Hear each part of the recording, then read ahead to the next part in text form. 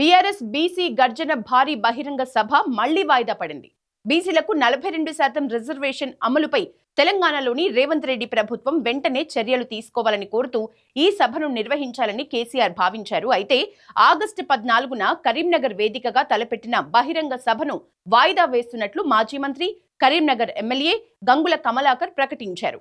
BC గర్జన సభ మొదట ఈ నెల 8న నిర్వహించాలని అనుకున్నారు. అయితే వర్షాల కారణంగా ఈ నెల 14కు వాయిదా వేశారు. ఇక రాష్ట్రంలో 14, 15, 16, 17 రోజుల్లో అతి భారీ వర్షాలు పడే అవకాశం ఉన్నట్లు ప్రభుత్వ వాతావరణ శాఖ హెచ్చరించింది. దీంతో సభ వాయిదా నిర్ణయం తీసుకున్నామని బీఆర్ఎస్ పార్టీ తెలిపింది. వాతావరణం అనుకూలించిన తర్వాత సభ కొత్త తేదీని ప్రకటించనున్నారు. ఇక ప్రస్తుతానికి సభకు వచ్చే ఏర్పాట్లను విరమించుకోవాలని నేతలు కోరారు. కేసీఆర్ సభకొస్తారని, చాన్నాళ్లకు ప్రసంగం వినాలని ఆశలు పెట్టుకున్న బీఆర్ఎస్ శ్రేణులు దీంతో కాస్త నిరాశ చెందినట్లు పార్టీలో చర్చ జరుగుతోంది.